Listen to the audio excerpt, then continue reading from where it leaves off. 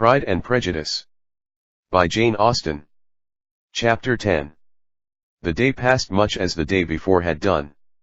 Mrs. Hurst and Miss Bingley had spent some hours of the morning with the invalid, who continued, though slowly, to mend, and in the evening Elizabeth joined their party in the drawing-room.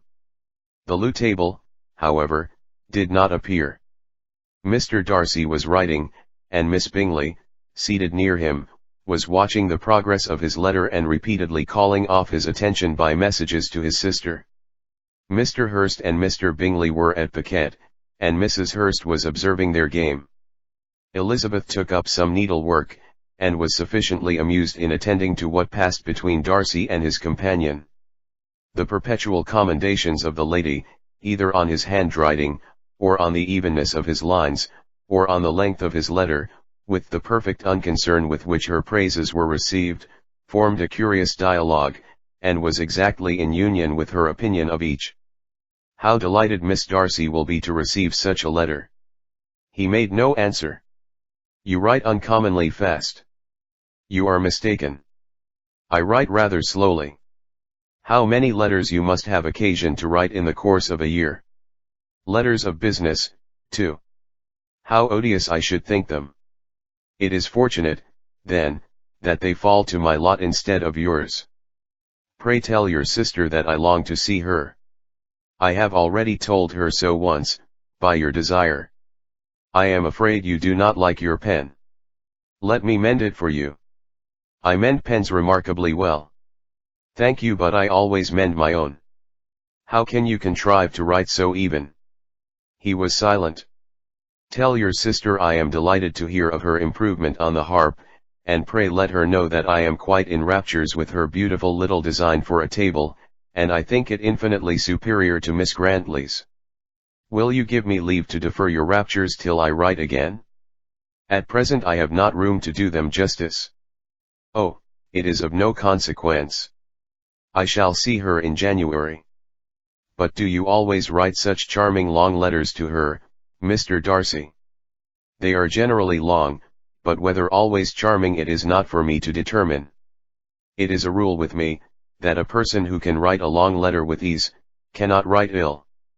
That will not do for a compliment to Darcy, Caroline, cried her brother, because he does not write with ease. He studies too much for words of 4 syllables. Do not you, Darcy? My style of writing is very different from yours. Oh, cried Miss Bingley, Charles writes in the most careless way imaginable. He leaves out half his words, and blots the rest. My ideas flow so rapidly that I have not time to express them, by which means my letters sometimes convey no ideas at all to my correspondents. Your humility, Mr. Bingley, said Elizabeth, must disarm reproof. Nothing is more deceitful, said Darcy, than the appearance of humility. It is often only carelessness of opinion, and sometimes an indirect boast. And which of the two do you call my little recent piece of modesty? The indirect boast, for you are really proud of your defects in writing, because you consider them as proceeding from a rapidity of thought and carelessness of execution, which, if not estimable, you think at least highly interesting. The power of doing anything with quickness is always prized much by the possessor, and often without any attention to the imperfection of the performance. When you told Mrs. Bennet this morning that if you ever resolved upon quitting Netherfield you should be gone in 5 minutes, you meant it to be a sort of panegyric, of compliment to yourself, and yet what is there so very laudable in a precipitance which must leave very necessary business undone, and can be of no real advantage to yourself or anyone else? Nay, cried Bingley, this is too much, to remember at night all the foolish things that were said in the morning. And yet, upon my honor, I believe what I said of myself to be true, and I believe it at this moment. At least, therefore, I did not assume the character of needless precipitance merely to show off before the ladies. I dare say you believed it, but I am by no means convinced that you would be gone with such seal writing.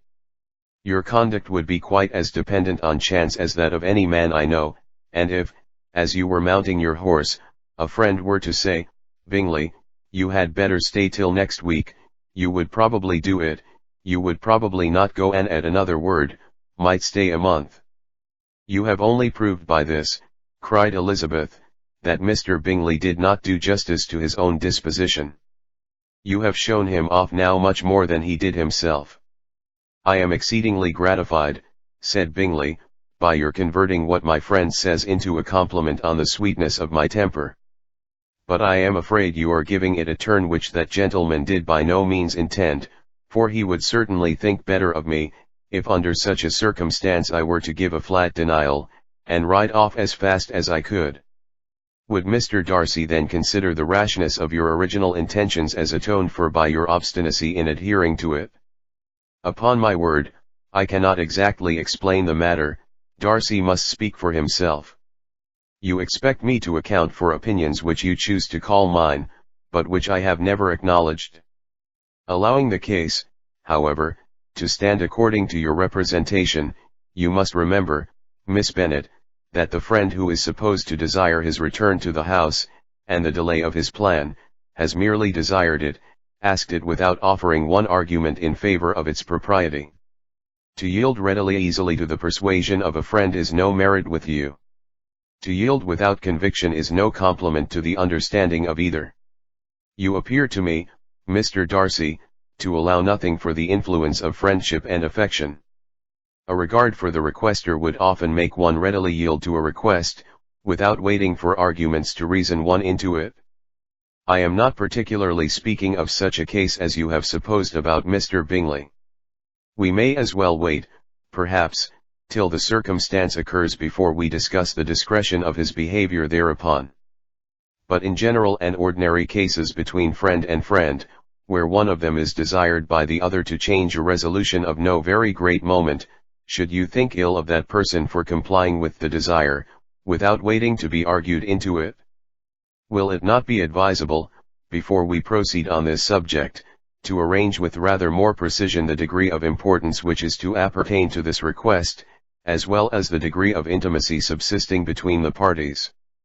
By all means, cried Bingley, let us hear all the particulars, not forgetting their comparative height and size, for that will have more weight in the argument, Miss Bennet, than you may be aware of.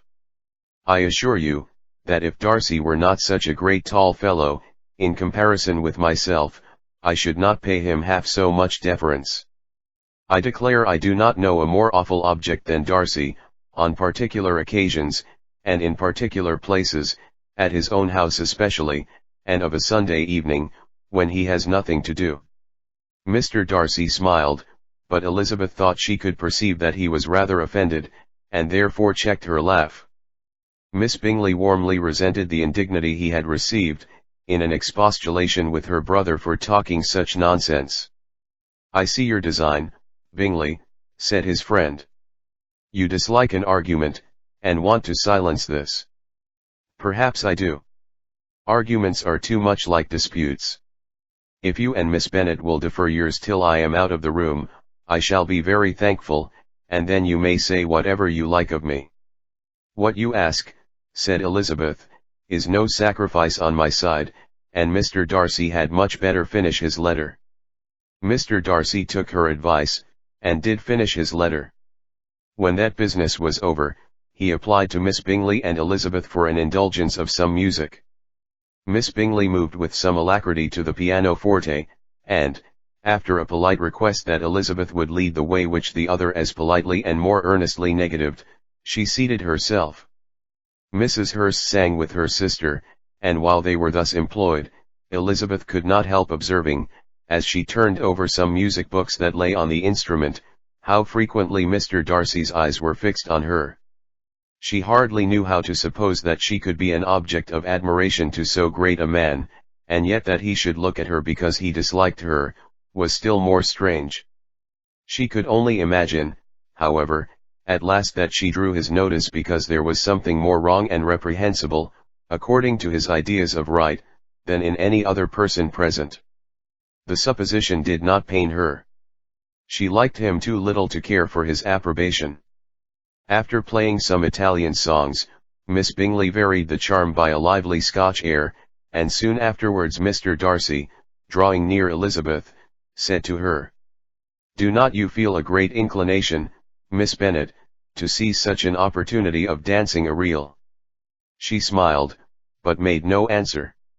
He repeated the question, with some surprise at her silence. "Oh," said she, "I heard you before, but I could not immediately determine what to say in reply. You wanted me, I know, to say yes, that you might have the pleasure of despising my taste, but I always delight in overthrowing those kind of schemes, and cheating a person of their premeditated contempt.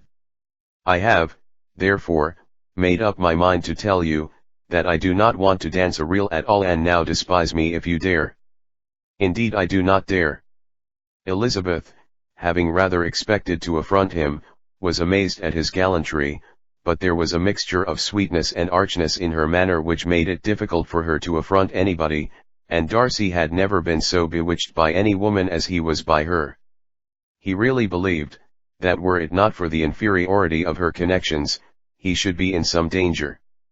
Miss Bingley saw, or suspected enough to be jealous, and her great anxiety for the recovery of her dear friend Jane received some assistance from her desire of getting rid of Elizabeth.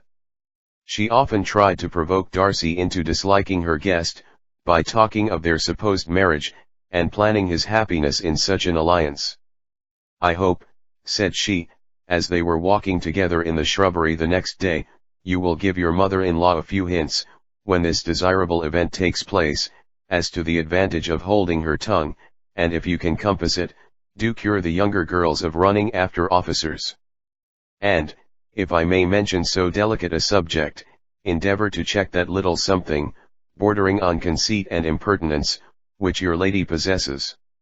Have you anything else to propose for my domestic felicity? Oh, yes. Do let the portraits of your uncle and Aunt Phillips be placed in the gallery at Pemberley. Put them next to your great-uncle the judge. They are in the same profession, you know, only in different lines. As for your Elizabeth's picture, you must not have it taken, for what painter could do justice to those beautiful eyes? It would not be easy, indeed, to catch their expression, but their color and shape, and the eyelashes, so remarkably fine, might be copied." At that moment they were met from another walk by Mrs. Hurst and Elizabeth herself. "I did not know that you intended to walk," said Miss Bingley, in some confusion, lest they had been overheard. "You used us abominably ill," answered Mrs. Hurst, "running away without telling us that you were coming out." Then taking the disengaged arm of Mr. Darcy, she left Elizabeth to walk by herself. The path just admitted 3. Mr. Darcy felt their rudeness, and immediately said, "This walk is not wide enough for our party. We had better go into the avenue." But Elizabeth, who had not the least inclination to remain with them, laughingly answered, "No, no, stay where you are. You are charmingly grouped, and appear to uncommon advantage. The picturesque would be spoilt by admitting a 4th. Goodbye." She then ran gaily off, rejoicing as she rambled about, in the hope of being at home again in a day or 2. Jane was already so much recovered as to intend leaving her room for a couple of hours that evening.